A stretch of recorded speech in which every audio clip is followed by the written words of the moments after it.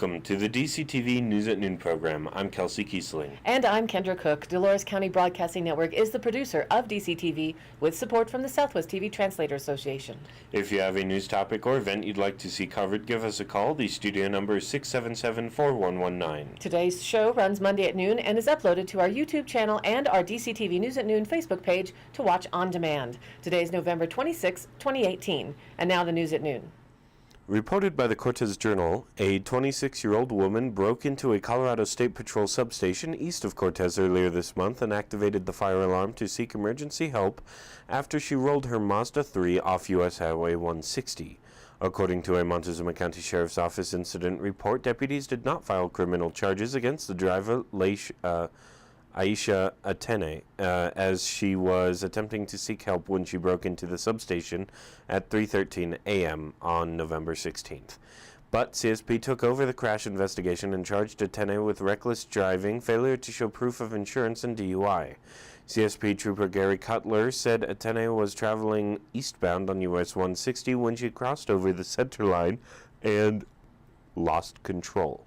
He said the vehicle went 70 feet off the right side of the road and then began to roll an unknown number of times through brush and trees for 293 feet.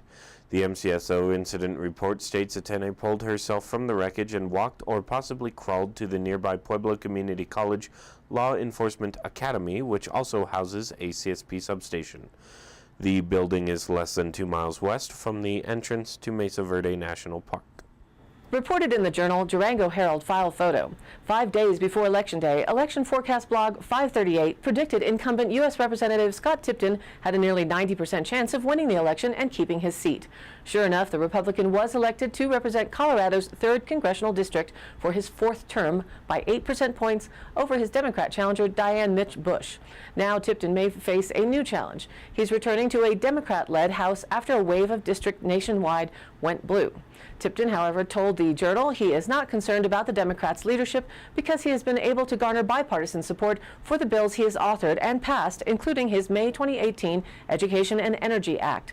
Tipton promised during his campaign to address key issues with taxes, jobs, public lands, benefits for veterans, and more. He said he plans to focus on those issues during his 2-year term, as well as federal assistance for natural disasters. Tipton said he will work to pass legislation introduced in early September that will create a federal designation for areas affected by wildfires on federal lands, ensuring disaster assistance in the form of aids and grants. Tipton said the flood damage he witnessed at the Durango North Riverside KOA campground from the 416 fire partly inspired the bill.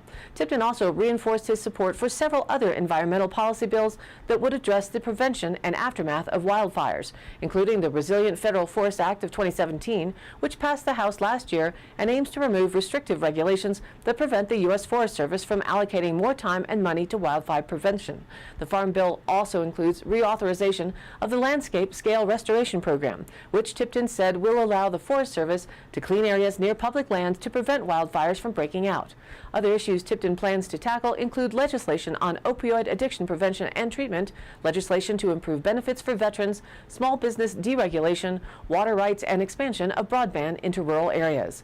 Tipton will continue to host roundtables with families affected by opioid addiction and with veterans in Colorado to get input from constituents. He said he will also continue to work on issues he addressed in his last term. According to the Cortez Journal, Luis Arriola Fire Protection District responded Saturday morning to a burning double-wide trailer just north of the intersection of County Road 22 and Colorado Highway 184, about 10 miles north of Cortez. The structure fire call came out at 10:39 a.m. The fire department sent 2 engines and 2 water tankers. The front of the mobile home did not appear to be damaged during the fire, but the backside of the structure was smoking heavily and there were several holes in the roof where flames poked through. A strong northeasterly wind helped fan the flames. A window below a wood stove vent pipe was blown out. The cause of the fire has not been confirmed. The flames and smoke began to dissipate about 11:15 a.m. as firefighters sprayed water on the roof and walls of the mobile home. Reported in the journal Photo Jim Mimiaga.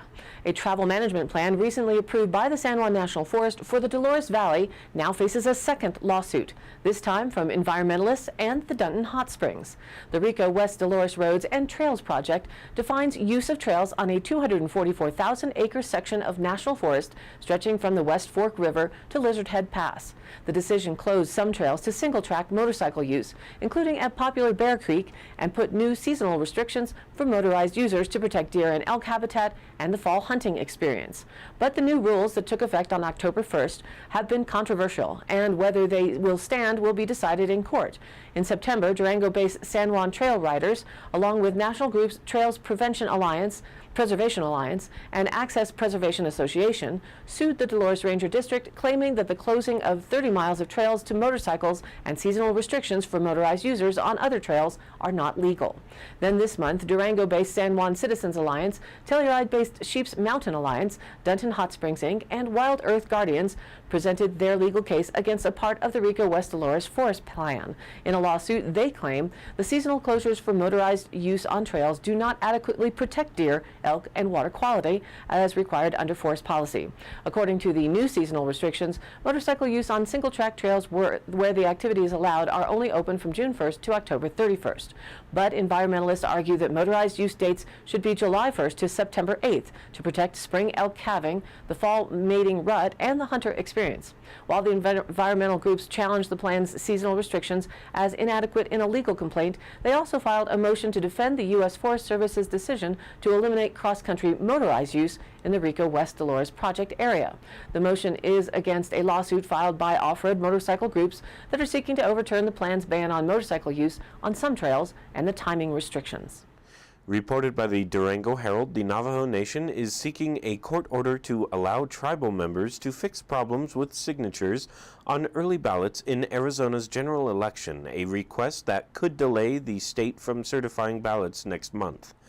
Voters statewide were given more time to address mismatched signatures after Republicans alleged in a lawsuit that Maricopa and Pima counties contacted voters illegally after Election Day about signatures on ballot envelopes that didn't match those on the voter file. A lawsuit filed this week by the largest Native American reservation makes a broader argument to count ballots that Navajos properly filled out but didn't sign. It alleges Navajos have fewer opportunities to participate in early voting and not enough translators to tell tribal members with limited or no English proficiency how to complete early ballots so they aren't thrown out. The tribe said more than 100 votes cast by Navajos were disqualified. And now let's take a look at the weather. Looking at the national weather map, the high-pressure systems are sitting over most of the western U.S., with a Pacific Northwest storm system bringing rain, snow, and freezing rain to that region. Across the Great Lakes and into New England, blizzard conditions have ended, though lingering snow showers remain in Chicagoland and are heavy across lower Michigan and starting to shift into New York and New England. Winter storm warnings, winter weather advisories, and winter storm watches have been issued for much of northern New England. The regional outlook shows a northwest system continues its pattern over the region and is supporting a high pressure that extends from Idaho to Colorado, with mostly clear skies and light winds having made it quite cooler over the past several days. Some of the high valleys like Gunnison, Silverton, Yampa, and Lake City have already dropped below zero and could reach negative teens. High temperatures today will be very similar to yesterday with mostly sunny skies, although some cloud cover may be possible in the Elk Head, Park, and Gore ranges throughout the day. This evening, the winds shift to the west, allowing the temperatures to warm a bit into tomorrow and give us a warmer low temperature tonight as well. I had 12 degrees on the east side of our home this morning. The next weather pattern into our area is coming down from the Pacific Northwest. The first round of widespread moisture will impact eastern Utah by late Wednesday and spread into the rest of our region by Wednesday night. So the DCTV 5-day outlook shows today sunny with a high near 43 degrees. North winds 5 to 10 miles an hour tonight, clear with a low around 19. North winds around 5 miles an hour becoming east after midnight. And Tuesday, increasing clouds with a high near 46 degrees. East-southeast winds around 5 miles an hour becoming south-southwest in the afternoon, with Tuesday night mostly cloudy and a low to 25 degrees. South-southeast southeast winds still at 5 miles an hour. Wednesday, a slight chance of snow showers before noon, and then a slight chance of rain showers between noon and 3, and then a slight chance of snow showers after 3 p.m. into early evening. Partly sunny with a high near 47 degrees. South-southwest winds 5 to 10 miles an hour, but the chance of precipitation is just 20% right now. Wednesday night, a 30% chance of snow showers happens before 11 p.m. with mostly cloudy skies and a low to 27.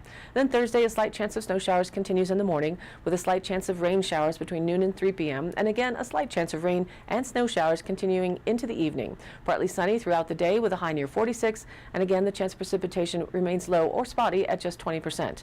On the overnight Thursday, a chance of rain and snow showers continues, turning to just snow showers after midnight as the temperatures drop, mostly cloudy with a low to 28 degrees. And Friday is also looking for a chance of snow showers, mainly before 11 a.m., mostly cloudy with a high near 39 degrees. Friday night, mostly cloudy with a low around 18, and Saturday, December 1st, may remain mostly sunny but colder with a high near 36 degrees. Saturday night, a slight chance of snow showers, mostly cloudy with a low to 20 degrees.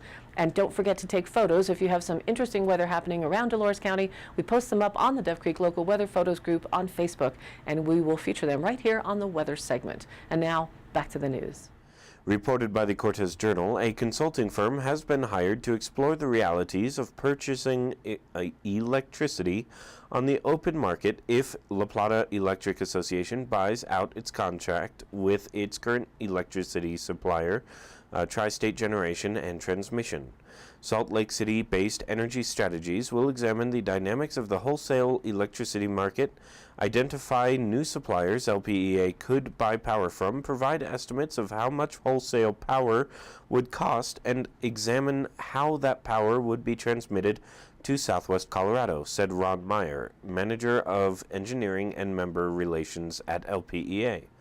Energy Strategies would examine what would power cost, where would we buy it from, and how would we get it here, he said. Determining the sources of wholesale power, whether it is generated by coal, natural gas, renewables, or other sources, would also be examined by Energy Strategies, Meyer said. Renewable prices are coming down, and Meyer said LPEA is interested in boosting the amount of electricity generated by renewables. Tri-State currently boasts that 30% of its electricity comes from renewable sources, but Meyer said many people challenge that contention. Two other consulting firms, Enchantment Energy Consulting Incorporated and Rio Energy LLC, both from Albuquerque, have been hired to explore the value of the current contract to buy electricity from Tri-State Generation and Transmission through 2050. Meyer said the total cost to hire the consultants would be about $100,000. From the Journal, file photos. The Montezuma County Board of Commissioners approved a plan to reduce the amount of non-native Russian olive trees in the county. Commissioners Keenan Ertel and James Lambert voted for the program, and Commissioner Larry Don Sukla voted against it. Weed Department Manager Bonnie Loving in Montezuma County gave a presentation of the problem of Russian olive trees, listed as a noxious species in Colorado that should be controlled or eradicated. A recent survey estimated there were 6,000 acres of infested acres in the county, she said, including along waterways and in pastures and wetlands. Estimated average density of Russian olive is 15%.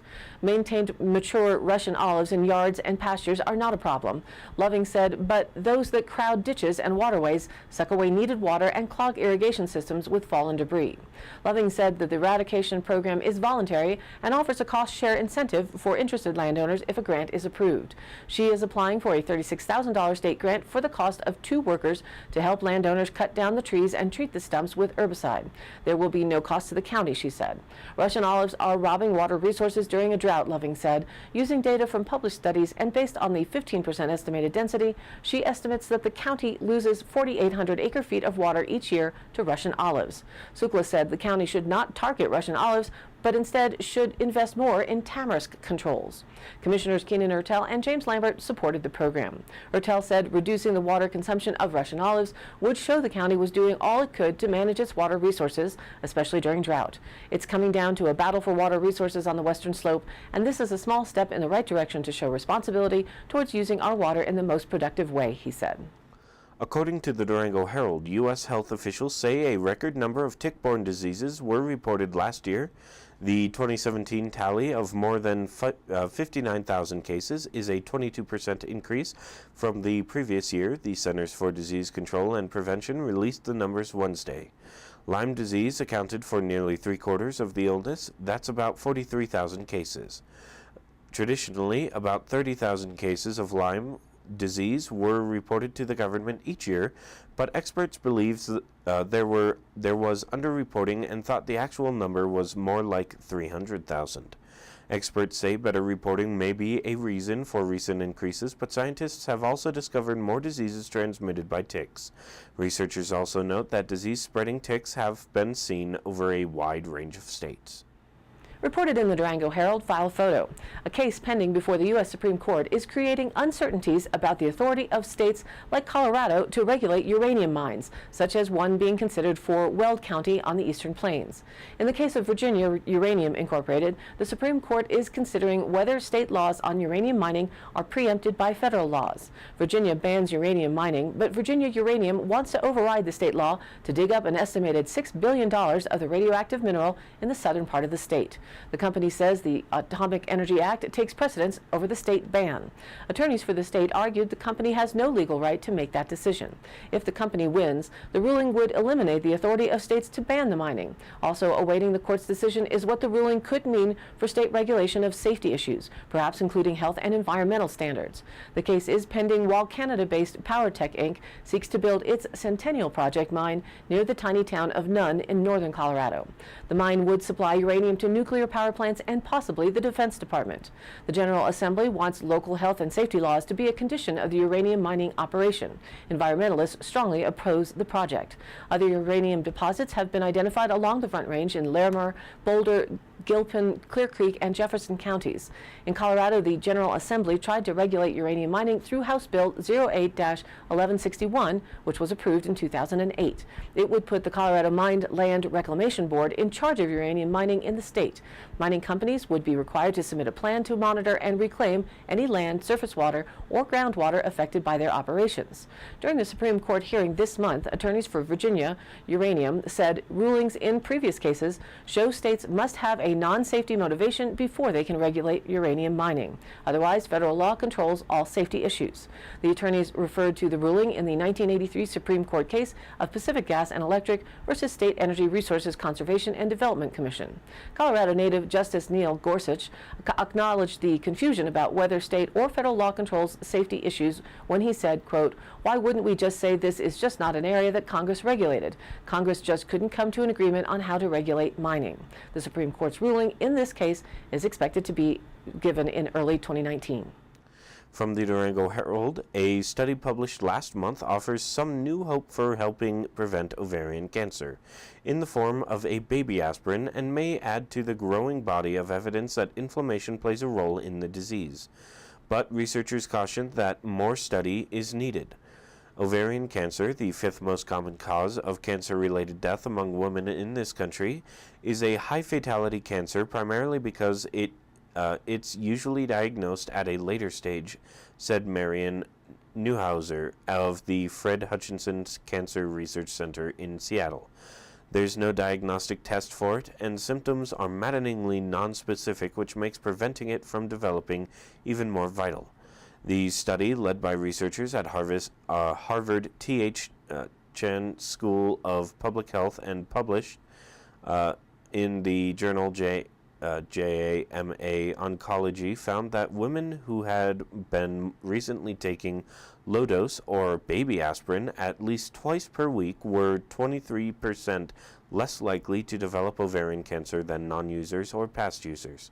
The results were based on data from more than 200,000 women followed for more than 25 years as part of the Nurses' Health Study at Brigham and Women's Hospital in Boston.